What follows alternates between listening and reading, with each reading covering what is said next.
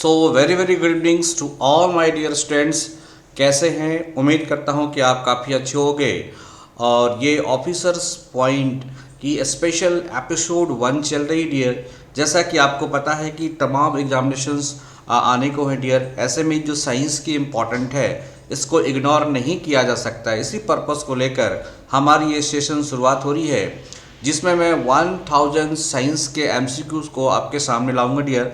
आज हमारे 10 हैं, ये ऐसे कर कर के डेली वाइज इंक्रीज करते चले जाएंगे और इस तरह से आपको टोटल 1000 एमसीक्यूज के क्वेश्चंस मिलेंगे डियर साइंस के। और मैं उम्मीद करता हूं कि इनसे बाहर क्वेश्चनों को जानने की संभावना बिल्कुल नहीं होगी डियर, ये मिसलिनियस फॉर्म में आएगा डियर। तो फटाफट आप हमारे चैनल ऑफिसर पॉइंट को सब्सक्राइब करें डियर, सो डैट आप हमारे एक भी लेसन को मिस ना कर पाओ। Myself Ajit Mehta sir, Master of Economics and 7 years of teaching experience in IS Academy, IBS Private Limited। Major concern हमारा बीपीएससी, जेपीएससी और जेएसएससी के क्लासेस को लेके है डियर। मैं इन क्लासेस को काफ़ी अच्छे तरीके से करवाना चाहता हूं ताकि आपका सिलेक्शन हो सके। स्पेशल क्लासेस हमारी शुरू हो रही है जो साइंस के क्लासेस। फॉर डैट आप मेरे को कांटेक्ट कर सकते हो 7004043326। ऑफिसर पॉइंट ऑफिशियल पे आप मेरे को मेल कर सकते हो। Economics classes for BPSC mains, okay, and economics classes for GPSC mains, ये दोनों की classes dear very soon we are going to start. Same में डियर मैं मेंस और पीटी और मेंस के लिए जो साइंस एंड टेक्नोलॉजी की क्लासेस होती है उसको मैं शुरू करने वाला हूँ डियर। इन्वायरमेंटल साइंसेस के क्लासेस जेपीएससी और यूपीएससी के लिए, इवन फॉर बीपीएससी के लिए चलेगी डियर। आइए, पहला क्वेश्चन आपके स्क्रीन पे है। First question in your screen, who among the following coined the term bacterium? निम्नलिखित में से किसने जीवाणु शब्द को गढ़ा है और या किसने जीवाणु शब्द को सबसे पहले पूरी दुनिया के सामने लाया है? चॉइसेस नंबर 1 है dear, Antonie van Leeuwenhoeks, Christians Gottfrieds, Ehrenbergs, Louis Pasteur and Robert Koch. आपको बताने हैं कि आंसर कौन सा होगा डियर। आपको समय दिया जा रहा है जस्ट 30 सेकेंड ताकि आप इसको समझ पाए।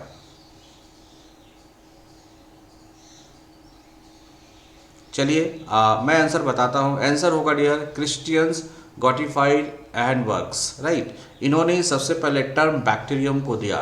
देखिए, Christians Gottfried Ehrenberg was one of the most famous and productive scientist of this time. वो अपने ज़माने के काफ़ी उपयोगी वैज्ञानिकों में से एक रहे हैं। बेसिकली अगर बात करोगे तो ही जर्मन बेस्ड साइंटिस्ट, ये साइंटिस्ट है डियर, जर्मन बेस्ड साइंटिस्ट है और ये बेसिकली न्यूट्रास्यूटिकल पर काम किया था और ये जूलॉजिस्ट भी थे एंड कंपैरेटिव एनाटॉमिस्ट भी थे, कई सेक्शन में काम किया। He coined the term first bacterium. ये सवाल कई बार एग्जामिनेशनों में, एसएससी के एग्जामिनेशनों में आप देखोगे तो आप यूपी एसएससी के एग्जामिनेशनों में कई बार पूछे गए डियर कि बैक्टीरियम टर्म को सबसे पहले किसने डिफाइन किया? आंसर क्या होगा डियर? क्रिश्चियंस गॉटिफाइड एहनबर्ग ने। Next question, who among the following plant is known as Indian ginsengs? निम्नलिखित में से किस पौधे को भारतीय जिनसेंग के रूप में जाना जाता है? जिनसेंग का मतलब होता है जीवनदायी, जो कि मेडिसिनल पॉइंट ऑफ व्यू से काफ़ी उपयोगी पौधे हैं डियर। इनसे कई दवाइयाँ बनाई जाती हैं जो आपकी जीवन उपयोगी दवाइयाँ होती हैं। तो इनमें से कौन सा ऐसा पौधा है, सारे पौधे के नाम दिए गए हैं, जिसे हम लोग इंडियन जिनसेंग कहते हैं। जैसे इंडियन मेडिकल प्लांट हम लोग नीम को कहते हैं, उस तरह से ये जीवन उपयोगी है डियर। तो बताना है आपको कौन सा पौधा है। चॉइसेस है विटियाना सोमनीफेरा, डाटूरा सिरेटाकुवाला, आइबेरिस अमारा और कैप्सेला ब्यूरसा पेस्टोरिस। आपको बताने हैं इनमें से आंसर्स कौन होंगे डियर। समय शुरू हुआ आपका अब। डियर मैं समय समय में बता रहा हूँ कि आप पेड कोर्स के लिए कांटेक्ट कर सकते हो 7004043326 पे डियर। एमसीक्यूज ये हमारी चल रही है साइंस की ऑफिसर पॉइंट @gmail.com पर आप कांटेक्ट कर सकते हो डियर, राइट। आंसर क्या होगा डियर? तो आंसर होगा विस्टीनिया सोमनीफेरा। बेसिकली विस्टीनिया सोमनीफेरा की बात करोगे ये अश्वगंधा कहा जाता है डियर। और अश्वगंधा आपको पता होगा ये कितनी ही इम्पॉर्टेंट है आपके बॉडीज़ के लिए, इसलिए इसे जिनसेंग ऑफ इंडियन प्लांट्स कहा जाता है। ये अश्वगंधा है डियर। तो कई बार आपसे पूछ देगा अश्वगंधा का बॉटनिकल नेम क्या है, क्योंकि डियर अभी मैं जैसा देख रहा हूँ कि अगर बीपीएससी की मैं बात करूँ तो ये प्लांट क्लासिफिकेशन या प्लांट किंगडम से कई सवाल आपसे पूछे जा रहे हैं। सेम वे एनिमल किंगडम से भी सवाल पूछे जा रहे हैं। इनमें ध्यान में रखते हुए डियर ये बड़ा इंपॉर्टेंट है कि अश्वगंधा का बॉटनिकल्स नेम क्या होगा। तो बॉटनिकल नेम आप लिख लो dear, okay, Withania somnifera. Okay, next questions, which of the following organ in human body produce albumin, one of the major component of blood serum। आप देख सकते हो कि आपका जो ब्लड्स होता है, ब्लड सीरम में आरबीसी, डब्ल्यूबीसी, ओके, या ब्लड में डब्ल्यूबीसी वगैरह पाए जाते हैं, साथ में इसमें प्रोटीन भी पाए जाते हैं डियर, जो कि सॉलिड पार्ट होता है। तो वो कौन सा है? एल्बुमिन है। मानव शरीर में निम्नलिखित में कौन सा अंग एल्बुमिन पैदा करता है, जो रक्त सीरम के प्रमुख घटकों में से एक है। एक तो सवाल आपको यही बन गया कि जो रक्त का जो सीरम होता है डियर, सीरम वाइटिस पार्ट होता है। अगर देख लो कि ब्लड से प्लाज्मा को निकाल दोगे तो जो पार्ट बच जाता है वो सीरम कहलाता है डियर। और इस सीरम का जो इम्पोर्टेंट पार्ट होता है वो कौन सा होता है? तो एल्बुमिन नामक प्रोटीन होता है। This name is albumin protein. और ये एल्बुमिन प्रोटीन आपके शरीर में किस अंग से बनाया जाता है? क्या बोन मैरो से बनता है, या लिवर से, या पैनक्रियास से, या एस्प्लीन से? आपको आंसर करने समय शुरू हुआ आपका अब। आंसर होगा डियर लीवर्स। आपको पता होगा dear liver is the largest gland. ये लीवर क्या होता है डियर? ये लार्जेस्ट ग्लैंड होता है आपके बॉडी के अंदर। सेकेंड चीज़ जो है डियर, ये आपको लीवर एल्बुमिन बनाता है। साथ ही साथ आप देखोगे कि आपके शरीर के अंदर ब्लड नहीं जमता है ना, तो हिफेरिन नामक जो हार्मोन्स हैं वो भी कौन बनाता है? तो लीवर ही बनाता है डियर। तो वेरी वेरी इंपॉर्टेंट। और आप तो जानते हैं गॉल ब्लैडर में बाइल जूस का निर्माण किया जाता है, इमल्सिफिकेशन का काम किया जाता है लीवर के अंदर। तो लीवर काफ़ी उपयोगी चीज़ है आप मानव शरीर के लिए, right. Liver produce albumin which is one of the major component of blood serum. Albumin is the most abundant protein. ये प्रचुर मात्रा में पाई जाती है। कहाँ पे डियर? तो ह्यूमन ब्लड्स के अंदर। आपसे क्वेश्चन पूछा जाएगा कि एल्बुमिन नामक प्रोटीन मनुष्य शरीर के अंदर कहाँ पाई जाती है, तो आप बताओगे ह्यूमन ब्लड में, ओके, प्लाज्मा में, and constitute about the half of the serum protein. तो ह्यूमन ब्लड प्लाज्मा जो होता है वो जो होता है उसका जो सीरम होता है, उस सीरम का आधा से अधिक पार्ट किसका बना होता है? तो एल्बुमिन प्रोटीन्स का बना होता है, right. Next questions, a particular cell organ is sometimes referred certain enzyme that can break down the cell component और even the whole cell. Which one of the following is an organelles. आपको बताने हैं कि एक विशेष प्रकार का cell organ को कभी कभी कुछ एंजाइमों के रूप में संदर्भित किया जा सकता है, जो सेल के घटकों या यहाँ तक कि पूरे सेल को तोड़ सकते हैं। निम्नलिखित में से ऐसा कौन सा एंजाइम है? मतलब वो एंजाइम की तरह काम करता है क्योंकि सेल को ब्रेक करने का भी काम कर लेता है। तो आपको बताना है कि वैसे कौन से सेल ऑर्गेनिल्स हैं।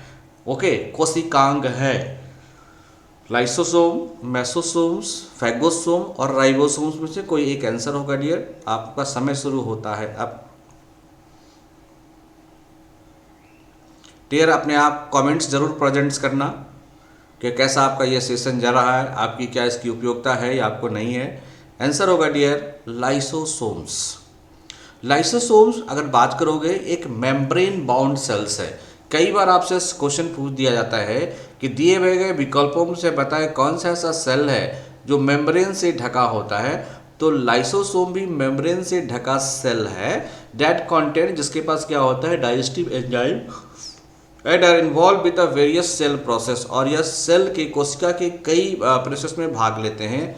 They break down the excess और worn out cell part and may use to destroy the invading viruses and bacteria. तो आपके शरीर के अंदर जो बैक्टीरिया वायरस घुसता है डियर, उसको भी ये मारने का काम करता है। साथ ही साथ आपके बॉडी में जो एक्स्ट्रा मटेरियल्स होते हैं वो क्या होते हैं? इसको कांटेक्ट में ले जाके और सेल के साइड में क्या कर लेता है डियर? अपने आप को भी मार लेता है। इसे आत्महत्या की थैली भी कहते हैं और आपको सुरक्षित रखने का काम करता है, right. Among alpha, beta and gamma.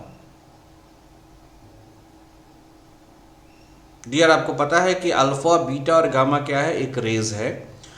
तो आपके कुछ स्टेटमेंट दिए गए हैं। इस स्टेटमेंट में आपको आंसर करना है कि कौन सा स्टेटमेंट करेक्ट है या कौन सा स्टेटमेंट करेक्ट नहीं है, या दोनों करेक्ट है। Alpha particle have highest ionizing power but less penetrating power. ये कहता है कि इसके पास आयनीकरण की शक्ति सबसे अधिक है, लेकिन भेदन क्षमता कम होती है। किसमें? अल्फा में। दूसरा चॉइस है the gamma radiation have the highest penetration. ये जो गामा रेडिएशंस होती हैं वो हाईएस्ट पेनिट्रेशन होता है, but lowest ionizing potential. Okay, आपको बताना है आंसर कौन सा होगा। आंसर होगा डियर बोथ। अल्फा पार्टिकल के क्या है, देखिए अगर आप बम्बार्डिंग्स करते हो या मान लो यहाँ से मैं बम्बार्डिंग कराता हूँ तो एक निकलता है अल्फा, एक निकलता है बीटा और एक निकलता है डियर गामा।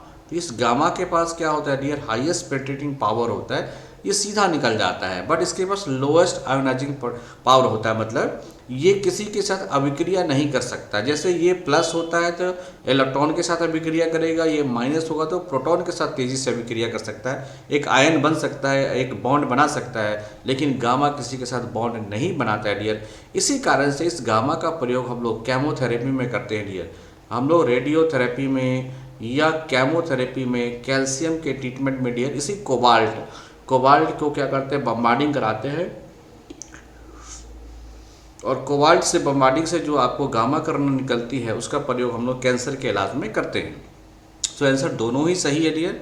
कि अल्फा कणों की आयनीकरण शक्ति सबसे अधिक होती है, लेकिन भेदन क्षमता कम होती है। गामा किरणों की भेदन शक्ति अधिक होती है, लेकिन आयनन क्षमता सबसे कम होती है। They are the double ionize helium nucleus. अगर बात करो कि अल्फा पार्टिकल्स का निर्माण कैसे होता है, तो बात करोगे ये क्या है? डबली आयनोस, मतलब ये किसका होता है? डब्ल्यू आयनोस helium's nucleus having a mass equal to the 6.64 into 10⁻27 kg। लिख लीजिए डियर। एंड चार्ज जो होता है वो 3.2 इंटू 10⁻19 कूलम होता है।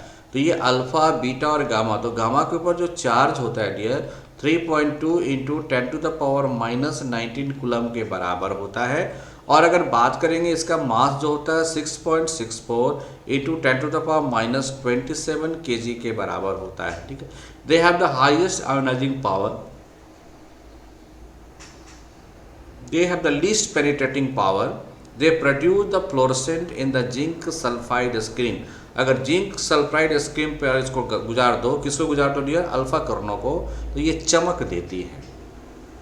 ये स्लाइड काफ़ी महत्वपूर्ण है डियर, ज़रूर लिखना। अगर बात करते हैं बीटा पार्टिकल्स का, they are the negatively charge particles having the charge equal to -1.6 into 10⁻19 coulomb and the mass is what? 9.1 into 10⁻31 kg. They have more penetrating power than other particles. They have less ionizing power than other particles. They affect the photographic plate. आपसे बार पूछा था कि photographic plate को कौन प्रभावित करता है? तो बीटा किरण। अब बात करते हैं डियर गामा किरण की। They are the electromagnetic waves. सवाल ये पूछता है कि अल्फा, बीटा, गामा में किसके पास इलेक्ट्रोमैग्नेटिक वेव होता है? तो ओनली गामा के पास, only gamma have the electromagnetic waves having the wave length less than, इसकी जो वेव लेंथ होती है 0.01 एंगस्ट्रम होती है डियर। जिसकी वेव लेंथ कम होगी, इसकी फ्रिक्वेंसी काफ़ी ज़्यादा होगी डियर, इसलिए किसी से डाइवर्ट नहीं करता और सीधी निकल जाता है। They have high penetrating powers. They have very low ionizing power. They are not affected by electric or magnetic field. और ये सीधा निकल जाता है क्योंकि इसका प्रभाव इलेक्ट्रिक और मैग्नेटिक फील्ड पे नहीं पड़ता है डियर। तो अल्फा, बीटा और गामा के जो मैंने डिटेल बताया डियर, इसको आप जरूर कर लेना। ये आपके एग्जामिनेशन में जरूर पूछा जाता है किसी न किसी रूप में dear. Okay. In the cell, mitochondria is known to be distinct from most other organelles. This is true because of the mitochondria. कोशिकाओं में जो माइटोकॉन्ड्रिया होता है, जितनी भी अधिकांश सेल होते हैं अन्य जीव में, नाभिक को छोड़कर, से अलग होने के कारण क्या है? हैज़ इट्स ओन डीएनए, क्या इसके पास अपना डीएनए होता है? हैज़ इट्स ओन राइबोसोम, क्या माइटोकॉन्ड्रिया के पास अपना राइबोसोम होता है? Does its own separate division, क्या ये जब सेल बॉडी का निर्माण हो रहा था, जब सेल बन रहा था, तो क्या इसका अपना खुद का अलग से सेल डिवीजन था? आंसर करने हैं डियर, आप आंसर करें। आंसर क्या होगा? 1, 2 and 3, right. So all given statement are correct. The mitochondria is double membrane organelles found in all eukaryotic cells. तो ये डबल मेम्ब्रेन होता है, इसका अपना राइबोसोम्स है, इसका अपना डीएनए होता है, ओन सेपरेट डिवीजन करता है। So 1, 2 and 3 all are correct. Very important question dear. Which among, next question, which among the following is are correct statement. आपको करेक्ट स्टेटमेंट ढूंढने हैं डियर, सही जो आपका विकल्प है वो चुनने हैं। ओके, आप पढ़ें और समय लें डियर। पहला है frictions convert kinetic energy to radiation energy. जो घर्षण का जो बल होता है या घर्षण गतिज ऊर्जा को विकिरण ऊर्जा में परिवर्तित करता है। दो पिंड की टक्कर को पूरी तरह से अप्रत्याशित कहा जा सकता है यदि उनके बीच किसी ऊर्जा का आदान प्रदान नहीं हो। अगर कोई भी पिंड, दो पिंड है, मान लो ये पिंड है और ये पिंड है, जब ये आपस में टकराता है तो टकराने के बाद कहा जाता है कि यह इनइलास्टिक होगा, मतलब वो फिर अपनी पोजीशन पे नहीं पहुंच सकता है। ओके, क्योंकि उनके बीच में किसी भी प्रकार का ऊर्जा का आदान प्रदान नहीं हुआ है। तो आपको बताने हैं क्या दोनों स्टेटमेंट सही है या कोई एक सिंगल स्टेटमेंट सही है या कोई सही नहीं। आंसर होगा dear, the collision of two bodies can be said to be inelastic when the permanent deformation occurs in time. So answer क्या होगा डियर, ओनली 2। आइए 8 क्वेश्चन आपके सामने dear. What is the difference between GSLV and PSLV. GSLV और PSLV में क्या difference है।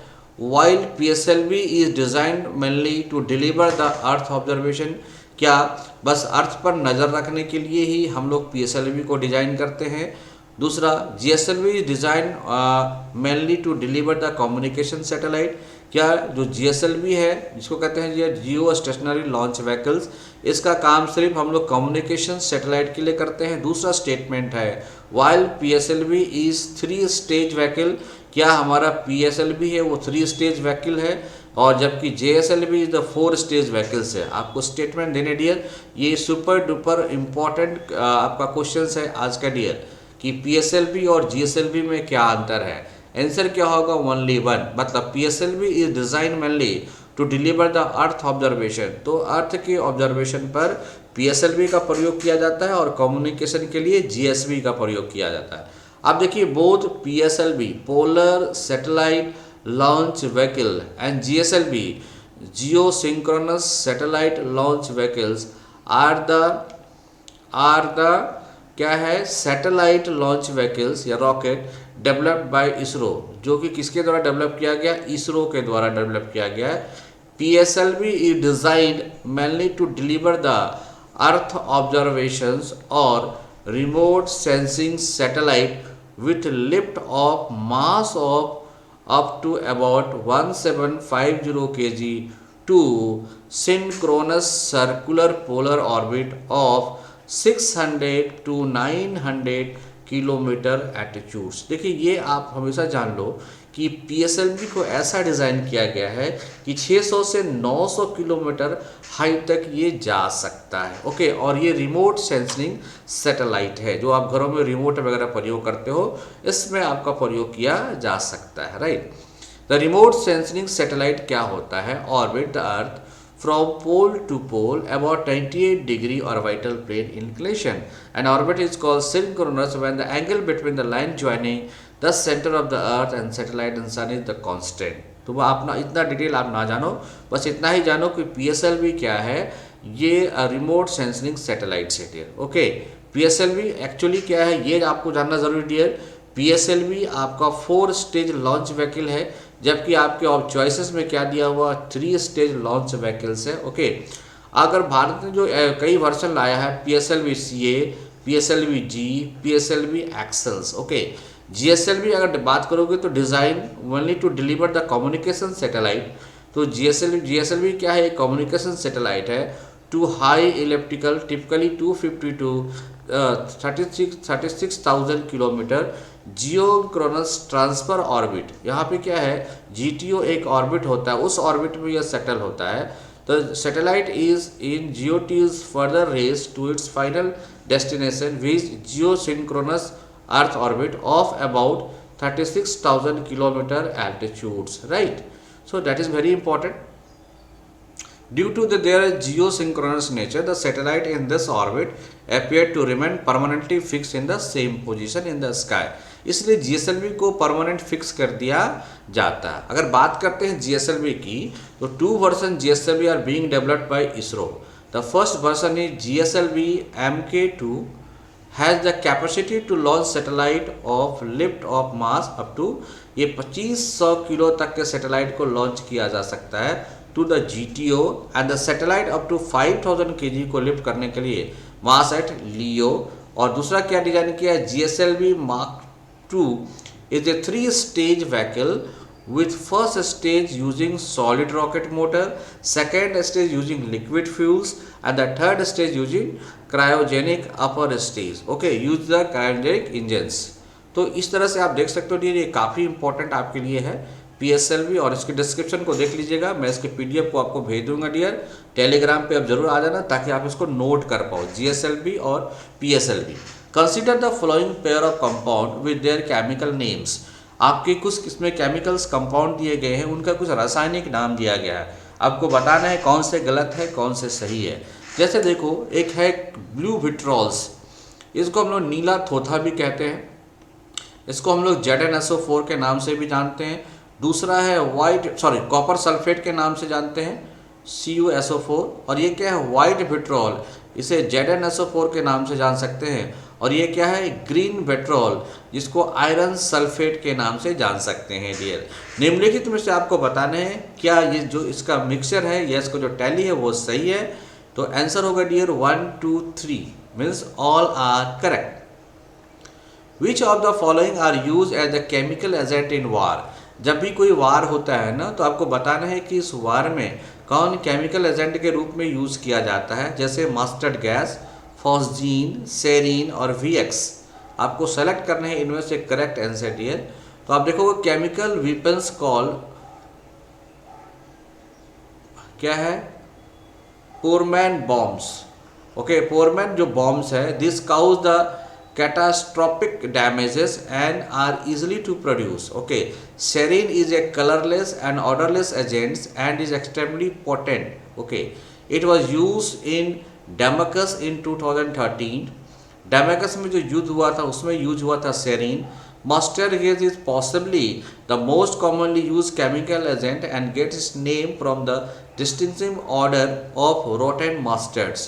It is less potent and usually only 5 to 10% people exposed to it usually die.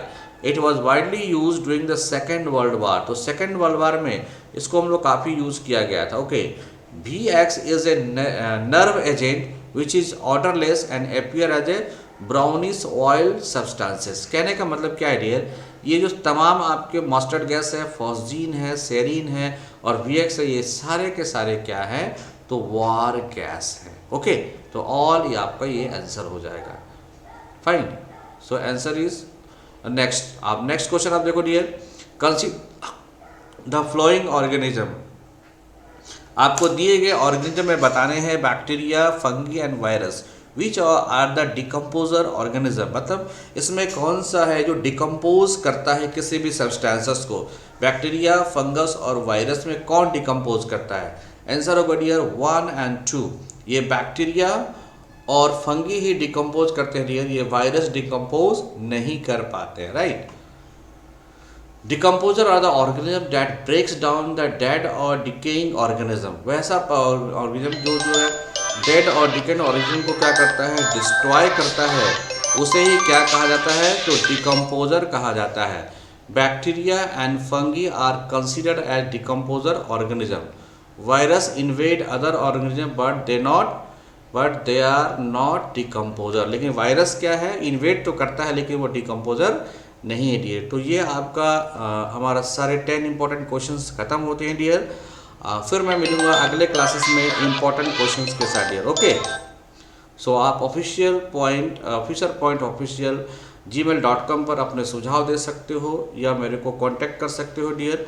अगर आप क्लास करना चाहते हैं तो आप मेरे चैनल को सब्सक्राइब करें, officer point for your science top classes BPSC, JPSC and JSSC। So officer point official@gmail.com। आप टेलीग्राम कर सकते हो ऑफिसर पॉइंट ऑफिशियल पे, Thank you. Contact for a paid course 700 404 3326. Thank you. Thank you. Thank you.